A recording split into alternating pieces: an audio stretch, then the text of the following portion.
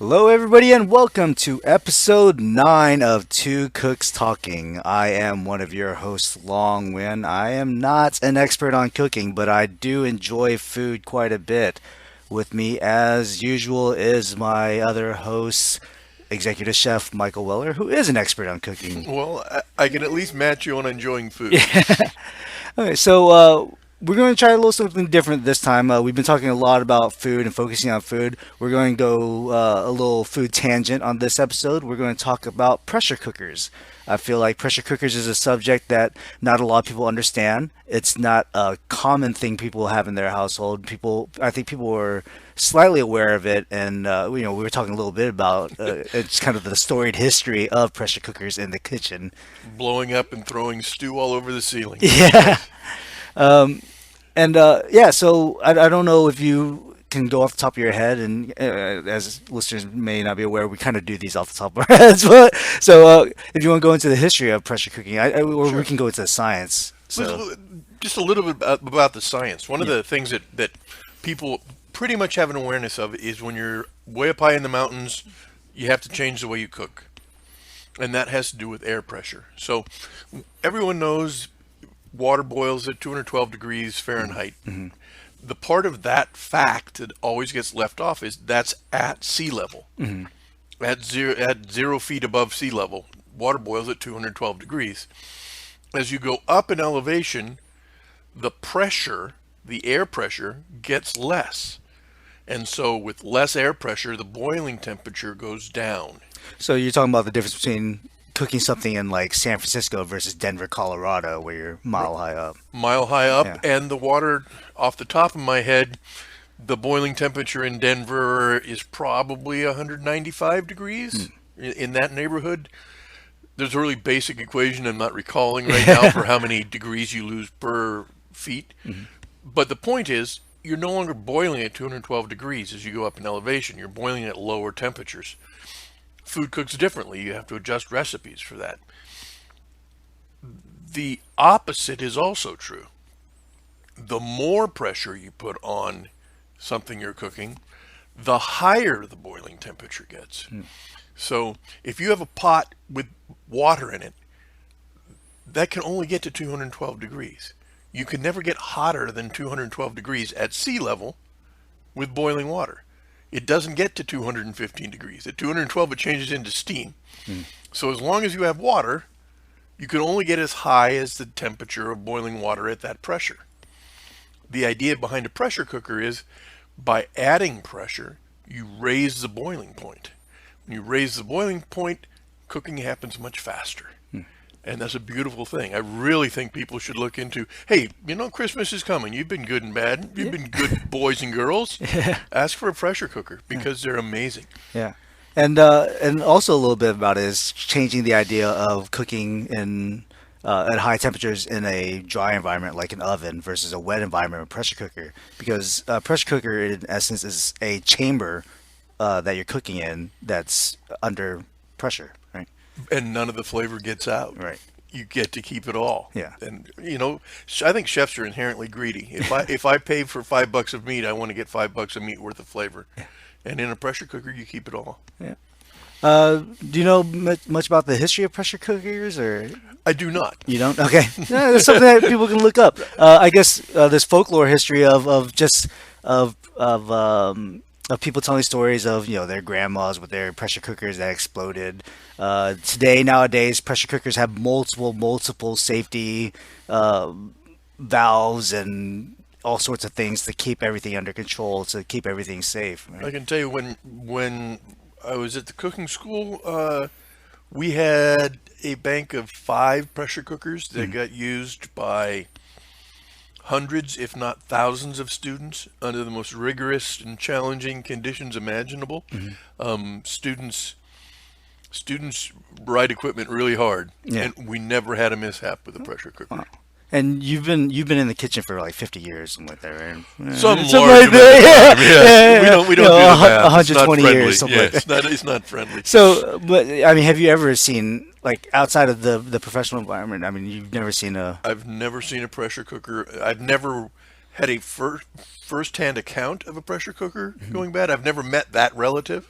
Is always a friend of, or that second or third level of people removed from me Okay. experienced it. I've never seen it. I've never heard of it, and with modern technology and pressure cookers, I can't even imagine it.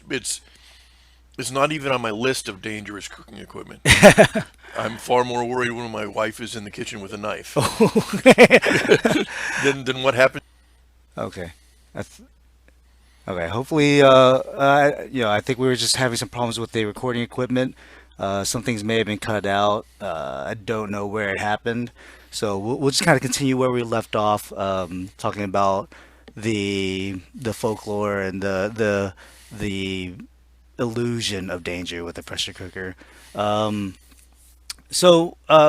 are some of the? We talked about a little bit about the advantages of pressure cooking. So the idea of cooking with higher temperatures. I know things like stews and braising. Pressure cookers come in very handy. Amazing. Yeah. So, in addition to it being a moist environment and a sealed environment, the higher temperature means things happen at a greater speed. I can make a fantastic stock in a pressure cooker in an hour. It would take 5 or 6 hours on a stovetop. Oh wow. The pressure also helps to extract flavors. I mean, you're pushing more flavor out of the bones or the braise that you're doing when you're cooking under pressure. One of my favorite things about a pressure cooker is beans. Beans are magical. Yeah. I won't cook beans any other way. Really? They are creamy and consistently cooked through and through, and I may get some arguments from traditional folks with their oyas or their different means of cooking beans. I have never had a better bean than what I can get out of a pressure cooker, and I can have it done in 20 minutes. Oh wow. So And that's because beans tend to be have some of the vegetables with a lot of pectin and things like that, where they're very tough and chewy, and then as you heat it up, that stuff breaks down into I don't know, a softer what it becomes like sugars and things like that, right? Or it breaks down into starches, oligosaccharides, which are the part that makes them musical. But the pectins break down on the outer shell, and so one of the things the pressure cooker helps to do is force water through that outer shell. Oftentimes with beans cooked conventionally, it's not a consistent texture through the bean. There's kind of a crisp or a hard or a palpably differently textured shell on the outside of a creamy bean. In the pressure cooker, they're creamy throughout. They're just a delight. now, is there a danger with overcooking in a pressure cooker? Sure, you Yeah. can overcook at anything. Yeah. Okay. And nobody's invented a way to uncook anything. Right. But And you're dealing with a wet environment, so you're not looking at nothing burning. dries out, nothing burns. Yeah. Okay. So it's mitigated. Yeah. An overcooked braise, you can cook meat, even a tough cut like a oxtail or a beef shank. You can cook a beef shank long enough that it will go dry, even in a moist environment. But you got to work at it. You really have to work at it. You have to forget about it for quite some time. And accidents will happen. Yeah. But even worst case scenario, it's likely to be more palatable than a mistake you made with conventional cooking because it's sealed and you're not losing any moisture out of that pot. Yeah. I just had a thought, but I forgot about it. Let's talk about the different apparatuses of pressure cooking. So there's the stovetop big metal chamber with the gauges and the seals and the handle and all that stuff. And then Typically they lock in place. There's Yeah. an elaborate, just true confessions time. It normally takes me at least 5 minutes to get the lid on a pressure cooker that's on top of the stove, a conventional pressure cooker. and you're not unusual. I watch cooking shows, and every time I see them bust out the pressure cooker, it always gets in trouble trying to just line it up just right. My wife will point out that there is a very clear arrow on the top that lines up with the arrow on the side, and it goes together very quickly for her. But Yeah. I don't have that genius. Yeah, I feel like that's a running trend with chefs because I've seen how I remember you talking about mandolin slicers and the little guard that people use for mandolins. You throw that in for I, for I side. I frequently don't use it, Yeah. but Um, and then we have the electric model. We talked about this a little bit before. I've been eyeballing the Instapot, which is a multi-purpose pressure cooker that does pressure cooking, slow cooking, rice cooking, all sorts of different types of cooking. Um, I'm assuming it's heat and pressure, so I don't know if there's any real difference between the electric model and the stovetop the model. principle remains the same. Yeah. You increase the pressure, you increase the boiling point Mhm. of the liquid, and things happen more quickly. Okay. Uh, I you know I have not gotten to pressure cooking. I'm one of the people that it's I've never had a need for it. It's something I want to try. Um, the one thing that really scares me is that when you put something inside a pressure cooker, it's kind of a it's you put a lot of faith in what you It's put in there. faith. Yeah, It's faith at that point. yeah, Now, like with any kind of sealed cooking, right? hmm You don't know until it's done. right. Now, worst case scenario, if it's not done, you put the lid back on, you heat it back up, and you cook it a little bit more. I mean, Oh, it's not. We're not trying to hit an exact point. yeah. And typically, pressure cookers come with basic recipes. hmm So beans take 20 minutes, Okay. and a stock takes an hour. Then, and they have basic pot roasts and braises broken down that way. Okay, because like, one of my worries is I'm a person that likes to taste as I cook, so add a little salt here. It's not enough. I add a little more salt. So I don't feel like you can really do that as effectively with a pressure cooker. You can. Yeah. And there are other similar problems with wildly different cooking techniques. I Mm-hmm. mean, I've buried a pig before, Mm-hmm. and you don't know until you dig the pig out if the pig is right. Yeah. Right? Blind cooking always has that as a danger. Yeah. Um, Do you tend to err on the side of under seasoning, or I go by feel, yeah? and one of the benefits of 120 years of cooking in the kitchen is I tend to get pretty darn close. Yeah. But if you're going to have to make a mistake, you make a mistake under cooking and under seasoning. Mm-hmm. That makes sense. I find that most people at home don't often over season. Typically, food at home is under seasoned. It's one of the differences between going out to eat and eating at home. Okay. Um, you talked about beans. What are some of your other favorite uses of a pressure cooker? Making stock. Stock. And again, so one of the times I think that if you want to see a chef happy, Mm-hmm. find a chef who's hovering over a pot of stock that's cooking and carefully skimming the impurities off the hot and Right. off the top of the pot. Every chef I know enjoys that sensation. Yeah. But that's a 5-6 hour investment in your day. Yeah, I remember you talk about we have special dinner occasions every once in a while, and one of my favorite things you ever made was a mushroom consomme. I assume that took forever to because consomme is a lot of scooping, a lot of waiting for things to come up, and It's intimately involved in the process, yeah, right? yeah, I don't know of a machine that you throw the ingredients into and wait 20 minutes and the consomme comes out the other end. right, Um, so with the stock pot, you don't get that intimate connection throughout the process, hmm but it's done in an hour, and you can do other things during that hour, yeah, and the flavor can be superior. hmm You're extracting more flavor from whatever you're basing your stock on. You're extracting more flavor from it. okay, So importantly, I don't think I would do a fish stock in a pressure cooker.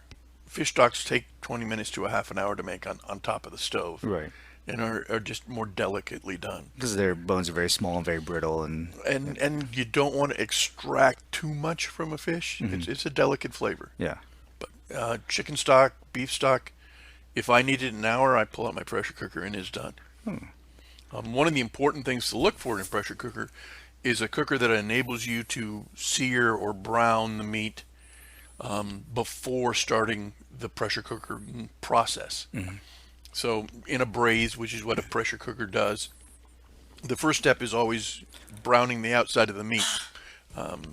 It's called the Maillard reaction after a very famous French Maillard. But it develops flavor, and it's a wonderful process. We talked about it a little bit with the steaks. Yeah.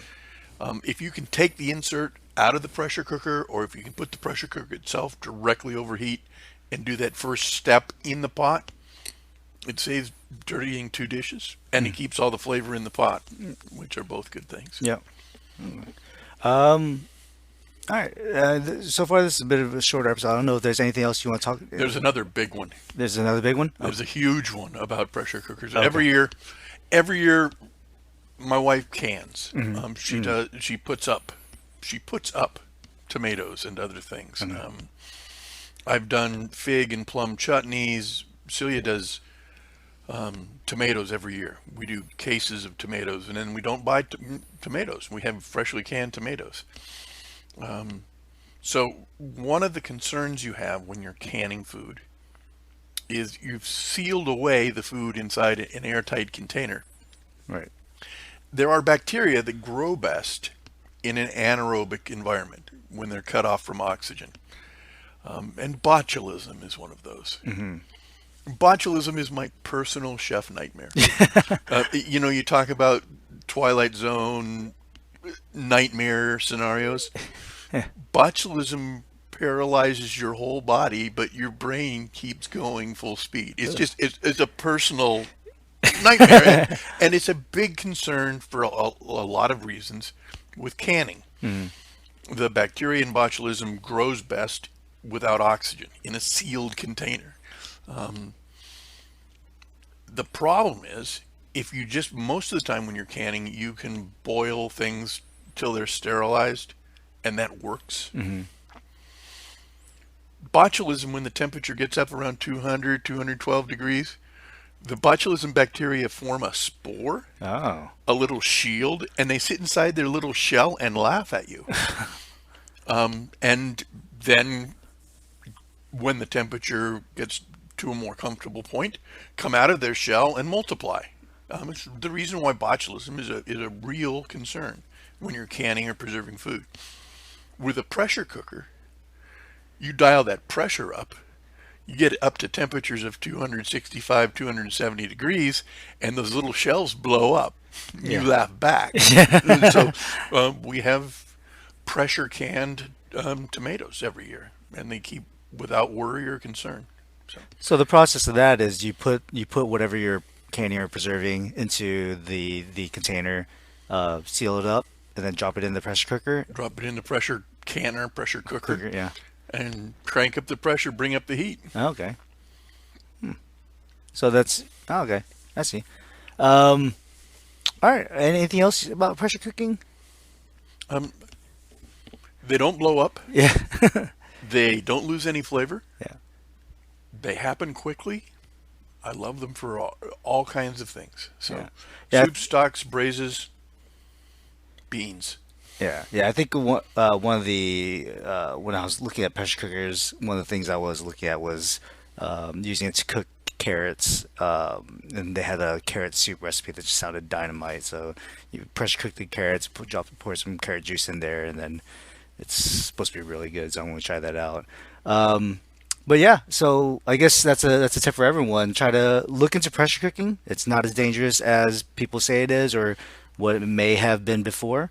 And they're not too expensive either. The Instapot that I was looking at, while it was on sale at the time, was like $50 or $60. And that's a much more complicated version than the basic lock the lid down gauge and pressure valve, old-fashioned style. Yeah. All right. Well, everyone, it's been episode 9 of Two Cooks Talking. You can now subscribe, rate, and review us on iTunes under Two Cooks Talking with the number 2. You can visit us on Facebook at Two Cooks Talking. Once again, that's the number 2, so that's facebook.com/Two Cooks Talking. And you can listen to previous episodes at twocookstalking.podbean.com. Until next time, I've been Nguyen. And I'm Mike Welly. And we'll talk to you next time.